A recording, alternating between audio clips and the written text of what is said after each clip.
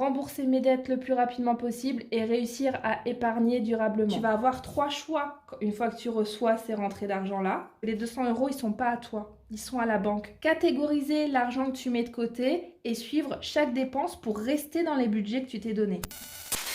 Bonjour à tous et bienvenue dans cette nouvelle vidéo qui ouvre une toute nouvelle série que je n'ai donc jamais fait encore sur cette chaîne puisque je vais aider une abonnée à faire son budget mensuel. Alors j'ai quelqu'un qui m'a contactée puisqu'elle a des difficultés à maîtriser son budget et elle me demandait donc que je puisse lui donner des conseils et l'aider à pouvoir établir un budget et aller vers ses objectifs financiers. Juste un petit avertissement avant toute chose. Je vous encourage à lui laisser un commentaire en dessous de cette vidéo en lui disant ce que vous en pensez, en l'encourageant, en partageant votre expérience, bien évidemment. Ce sera le bienvenu. Par contre, tous les commentaires qui seront jugeants, méprisants ou agressifs envers mon abonné seront automatiquement supprimés. Ensuite, là, dans cette vidéo, je vais donner mes conseils et ma vision à moi. C'est-à-dire que j'ai une double vision sur le budget de mon abonné. J'ai d'abord ma vision de budgéteuse, puisque moi aussi, je suis maman, j'ai un budget familial à tenir, je fais mon budget personnel tous les mois, donc j'ai cette vision-là, mais j'ai aussi et surtout la casquette de conseiller bancaire, puisque comme vous le savez sûrement, j'ai travaillé en banque pendant 6 ans. J'ai donc eu à gérer des milliers de comptes de clients et de budgets différents chez mes clients. Et donc c'est quelque chose que j'ai eu l'habitude de faire et que je sais faire, d'accord ? Par contre, c'est donc possible que parfois je dise des choses qui ne sont pas toujours évidentes ou agréables à entendre. Sachez qu'il n'y aura jamais de jugement ou de méprise dans tout ce que je vais dire dans cette vidéo. Je n'ai qu'une vision professionnelle et pragmatique de la chose et mon but c'est vraiment de pouvoir lui donner des conseils pour qu'elle puisse réussir à atteindre son objectif. En aucun cas je suis là pour la juger et surtout je ne suis pas magicienne et je n'ai pas la possibilité d'inventer de l'argent, hein. Donc là tout ce que je vais dire c'est du bon sens, mais ça demande également des efforts à faire et des fois il y a des choses qui ne sont pas toujours agréables à entendre. Voilà, parenthèse refermée. Alors, je vous explique un petit peu qui est mon abonnée, quelle est sa situation et pourquoi elle m'a contactée pour que vous puissiez contextualiser la chose. Alors, c'est donc aujourd'hui Gabrielle qui m'a contactée. Gabrielle est donc maman de 2 collégiens. Elle est séparée du papa de ses enfants. Elle habite avec ses enfants et son nouveau compagnon. Elle est en CDI dans une grande entreprise à temps partiel. Elle travaille sur un contrat de 30 heures.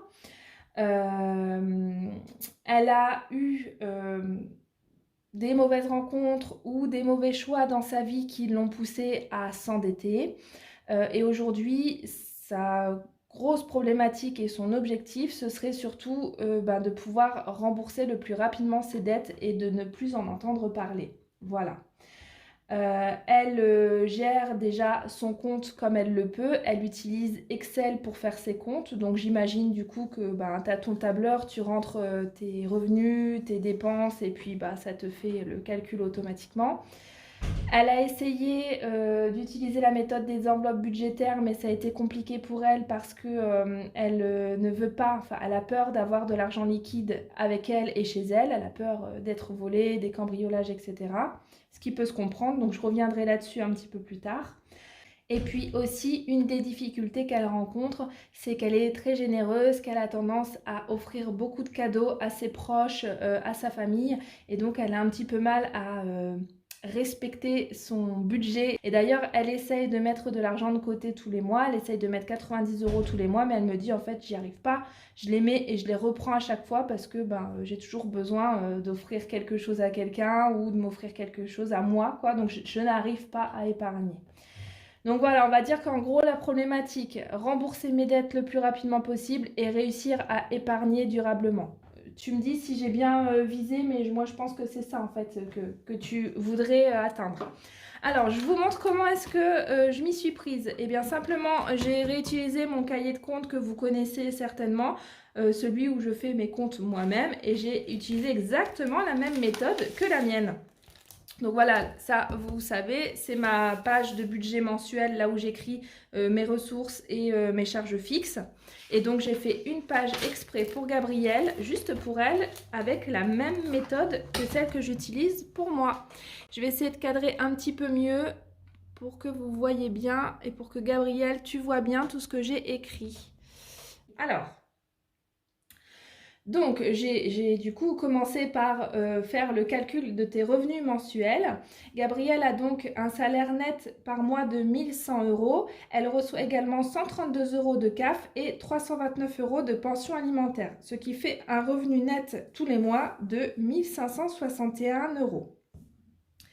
À ça se rajoute un versement d'un intéressement et d'une participation au bénéfice de son employeur. Alors, ça, pour ceux qui ne connaissent pas, je fais une petite parenthèse là-dessus. Quand vous travaillez dans une grande entreprise avec un certain nombre de salariés, votre employeur est obligé de vous donner, de vous verser un pourcentage des bénéfices qu'il a effectués sur l'année. Ce qui est bien normal puisque l'argent qu'il gagne, c'est grâce à ses employés. Et donc, cette partie qu'il verse à ses employés, ça ne va pas arriver sous forme de prime sur votre compte. Ça va être en fait versé à une... Enfin, il y a une société financière qui est mandatée pour s'occuper de cette participation et cet intéressement. Ça s'appelle comme ça. Et donc, la société va proposer aux salariés soit que cette prime soit versée sur leur compte, soit qu'elle soit épargnée sur un plan d'épargne entreprise, qu'elle soit mise directement de côté. Concernant Gabrielle, la société qui s'occupe de sa participation et son intéressement s'appelle Natixis.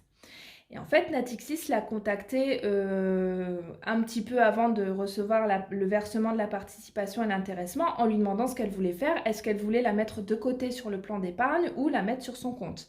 Gabrielle n'a pas répondu assez rapidement, donc du coup, automatiquement, la prime elle a été versée de côté sur un plan d'épargne.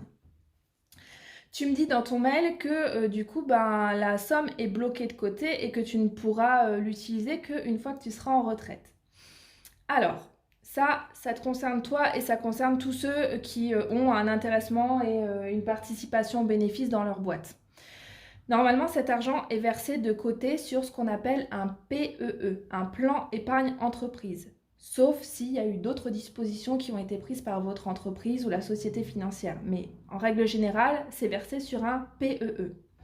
Tu vérifieras ça dans tes contrats ou avec TRH ou avec Natixis directement.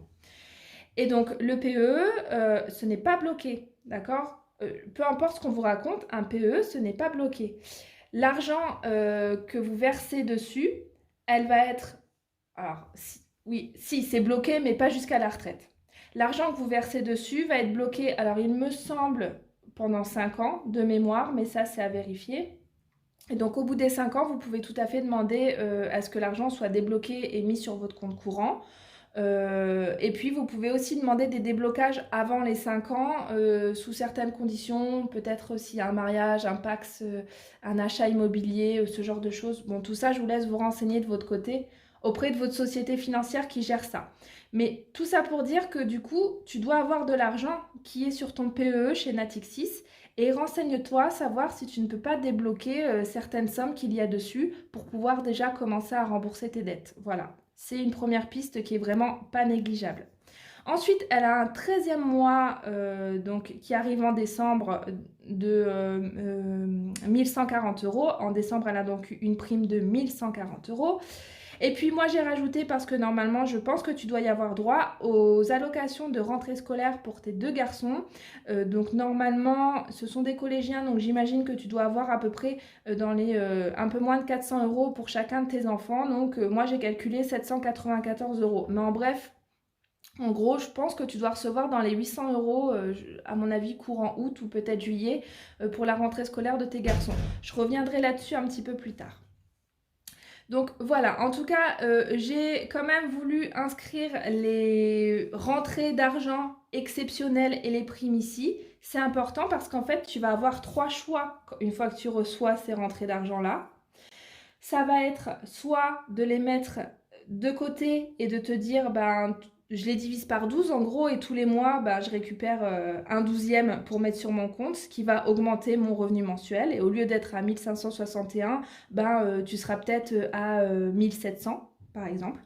Ça, c'est ce que va faire la banque si vous voulez faire un crédit. Elle va faire ça, elle va prendre tous vos revenus à l'année, elle va tout additionner et elle va diviser par 12. Ça s'appelle lisser les revenus. Et du coup, ça vous fait un revenu mensuel qui est plus élevé que ce que vous touchez en réalité tous les mois. Donc ça, c'est une première solution. Tu peux également choisir toutes les primes que tu reçois, tous les versements que tu reçois en plus. Tu peux choisir de les réinjecter directement dans tes dettes et de dire, voilà, moi, là, je fais mon mois avec 1561 € et le moindre euro qui arrive en plus, eh bien, je l'envoie à mes créanciers pour pouvoir rembourser mes dettes le plus rapidement possible. C'est une deuxième option. C'est assez drastique, mais en tout cas, ça va vraiment pouvoir te permettre de rembourser beaucoup plus rapidement tes dettes et de pouvoir repartir à zéro dans quelques années, quoi. Ou alors, troisième solution qui me paraît un petit peu plus soft, mais qui est un entre-deux, bah, c'est de faire moitié-moitié.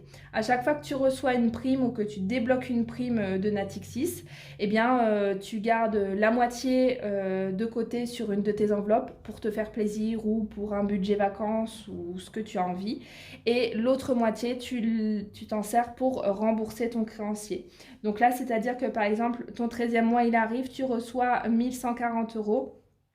Eh bien, tu gardes 550 € de côté sur une enveloppe et tu envoies directement 550 € pour rembourser une partie de tes crédits. Voilà. Donc ça, c'est vraiment un choix personnel. Tu feras comme tu en as envie, comme tu sens que c'est le mieux pour toi pour pouvoir arriver jusqu'à tes objectifs. Mais en tout cas, à chaque fois que voilà, tu as une prime, tu as ces trois options-là. Ensuite, au niveau des charges fixes, elle a donc un loyer de 365 €. Alors, comme je vous disais, elle vit en concubinage avec son conjoint. Donc, il y a des charges que monsieur paye, il y a des charges que Gabriel paye et il y en a d'autres qui sont divisées en deux. Donc, c'est pour ça que des fois, il y a peut-être certains montants qui vont vous paraître pas énormes. Et puis, il y a peut-être aussi certaines lignes qui ne vont pas apparaître, comme je pense notamment aux factures de téléphone ou d'assurance. C'est normal, c'est parce que c'est monsieur qui paye. Elle a donc une charge de loyer de 365 €, elle paye 15 € d'eau, 120 € d'électricité, 32 € pour le transport de ses enfants, donc c'est tout ce qui est bus, car scolaire, ce genre de choses. 130 € de cantine pour ses enfants. Elle a des frais bancaires de 8 €, donc ce sont les cotisations de carte, les frais de tenue de compte. Elle a une prévoyance, alors je pense que c'est une prévoyance, en tout cas tu m'as dit que c'était un contrat prédicat qui te revenait à 4 € par mois. Donc ça, j'imagine que c'est une assurance décès, à mon avis, que tu as souscrit à ta banque. Si c'est le cas, écoute, déjà, c'est très bien que tu aies mis ça en place. Je te félicite parce que c'est pour protéger tes enfants. Je t'encourage complètement à garder ce type de contrat. On ne sait jamais ce qui peut arriver dans la vie et effectivement, ça permet à tes enfants de ne pas se retrouver sans rien si jamais il t'arrivait quelque chose. Et ensuite, le cœur du problème, c'est cette dette-là. Donc, elle a un prêt-voiture ainsi que d'autres dettes à rembourser pour un montant de 260 €. Il y a un des prêts qui va s'arrêter au mois de juillet, de mémoire, mais il y en a un autre qui prend le relais pour à peu près le même montant. Donc, en gros, elle aura toujours une charge de 260 € à assumer tous les mois. Pendant un certain nombre de temps, elle ne m'a pas dit la durée, mais il y a un peu plus de 10 000 € en tout, je crois, à rembourser. Donc là, il y en a quand même pour un petit moment. C'est pour ça que si tu peux réinjecter des parties de tes primes pour rembourser plus rapidement tes dettes, ce ne sera que du mieux pour toi. Elle a également une autorisation de découvert de 200 € sur son compte qu'elle utilise au taquet tous les mois. Et elle me dit qu'elle essaye de ne pas dépasser, mais que des fois, elle dépasse un petit peu. Donc, je l'ai écrite ici. Bien entendu, elle ne fait pas partie des charges fixes, mais je l'ai écrite là pour ne pas l'oublier parce qu'elle est là. Et donc, si on additionne tout, tu as 934 € de charges fixes tous les mois. Donc, si on les enlève à ton revenu mensuel, il te reste 627 € pour vivre et faire ton mois. Et dans tes 627 €, d'après ce que tu me dis, il va falloir que tu payes ton essence, tes repas à toi pour le midi, donc ta cantine entre guillemets, et puis le reste, c'est sur des dépenses variables, des enveloppes variables. Donc les courses pour les autres personnes qui regardent la vidéo, les courses sont payées par son compagnon. Et puis je vous disais, ben, les assurances, ce genre de choses aussi. Mais en tout cas, il n'y a pas d'enveloppe course à prévoir là dans le budget de Gabriel. Donc moi, ce que je te propose de faire, ce que moi j'aurais fait avec ces 627 €, je les aurais divisés en 5 enveloppes. Et d'ailleurs, je pense qu'il faut vraiment que tu reprennes cette méthode des enveloppes budgétaires parce que ça va te permettre de diviser ton budget en certaines catégories bien définies, de te donner un budget très clair pour chaque catégorie et de ne pas le dépasser. Donc moi, j'aurais divisé ton reste à vivre dans ces différentes catégories. Tu me dis que tu as besoin, enfin toi tu budgétises 200 € de carburant tous les mois et 50 € pour tes repas. Donc là, d'office, dans ces deux enveloppes, l'enveloppe essence et l'enveloppe repas maman, j'y ai mis les 200 € et les 50 € que tu m'as dit. Ensuite, donc là, il te reste donc 377, là j'enlève les 250 € hein, des 627, donc il te reste 377 € à répartir. Et donc je les aurais répartis de la façon suivante, j'aurais fait une enveloppe pour tes enfants, puisque tu vas forcément toujours avoir à payer des vêtements, une fourniture scolaire, de l'argent de poche, ce genre de choses. Donc moi, je mettrai 100 € tous les mois sur cette enveloppe pour mes enfants. Dès que tu as une dépense qui les concerne, tu prends sur cette enveloppe-là. J'aurais fait également une enveloppe épargne et fonds d'urgence. Donc ce que tu mets dessus, c'est de l'épargne pour pouvoir rembourser le plus rapidement possible tes dettes.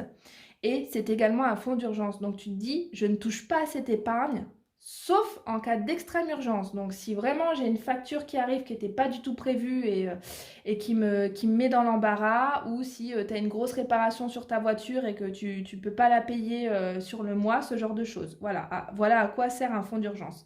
Mais il ne faut pas que tu ailles prendre sur cette enveloppe parce que tu as mal géré ton mois et que tu as dépassé ton découvert, ou parce que tu veux partir en vacances ou ce genre de choses. Il faut que tu dises que ce que tu mets sur cette enveloppe-là, c'est vraiment pour aller jusqu'à ton objectif de rembourser tes dettes ou s'il y a une extrême urgence. Donc là, j'aurais mis en fait le restant puisque j'aurais... Alors, j'ai fait un petit peu les choses à l'envers. Je vais passer directement sur cette enveloppe-là.